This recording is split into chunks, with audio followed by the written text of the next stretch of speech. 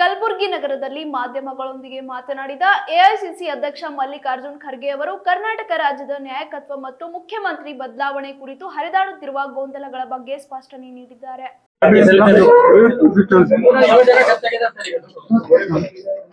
ಪಂಚರಾಜ್ಯ ಚುನಾವಣೆಯಲ್ಲಿ ಎಲ್ಲಾ ಕಡೆ ಭರ್ಜರಿಯಾದಂತಹ ಮತದಾನ ಇದೆ. ರಿಸಲ್ಟ್ ಬಗ್ಗೆ ಏನ್ ಹೇಳ್ತೀವಿ ಸರ್? ಈಗ ಕೆಲವು ರಿಸಲ್ಟ್ ಸ್ಪಷ್ಟವಾಗಿ ಕೆಲವು ಕಡೆ ತೋರಿಸ್ತಾ ಇದ್ದಾರೆ, ಕೆಲವು ರಿಸಲ್ಟ್ ಸ್ವಲ್ಪ ಗೊಂದಲವನ್ನ ಸೃಷ್ಟಿ ಮಾಡಿದೆ. ಆದರೆ ನನಗನ್ಸಿದ ಮಟ್ಟಿಗೆ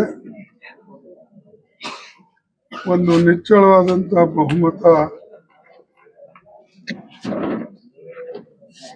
ತಮಿಳುನಾಡುದಲ್ಲಿ ಡಿಎಂಕೆ ಬರಬಹುದು ಅಂತಕ್ಕಂಥ ಒಂದು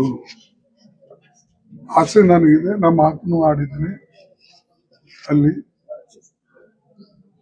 ಅದೇ ರೀತಿಯಾಗಿ ಕೇರಳದಲ್ಲಿ UDF ಅದು ಭಾರಿ ಬಹುಮತ ಬರ್ತದೆ ಅಂತ ಹೇಳಿ ನಮ್ಮವರೆಲ್ಲರೂ ನಮಗೆ ಈಗಾಗಲೇ ಹೇಳಿದ್ದಾರೆ. ಆಸಾಂನಲ್ಲಿ ಸ್ವಲ್ಪ ಮಟ್ಟಿಗೆ ನಮ್ಮ ಅಪೇಕ್ಷಿತ ಸೀಟ್ಗಳು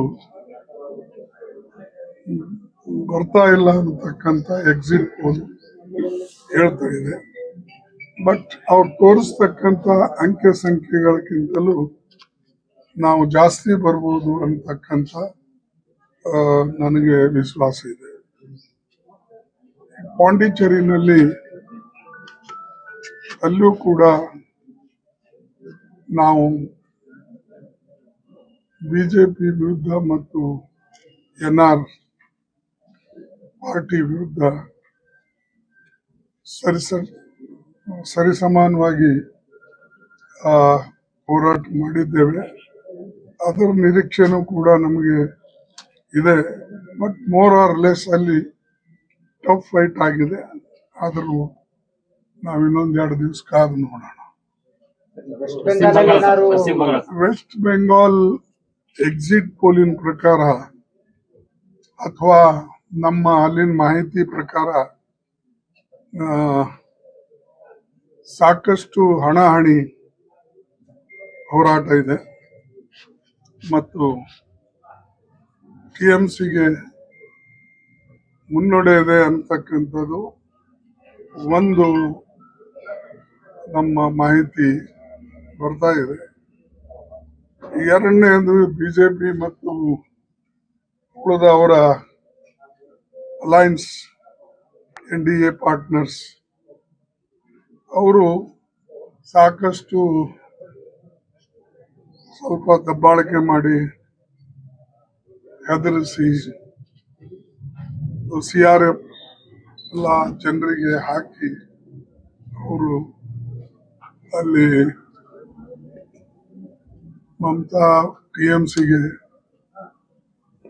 ಟಕ್ಕರ್ ಕೊಡ್ತಕ್ಕಂಥದ್ದು ಮಾಡ್ತಾ ಇದ್ದಾರೆ.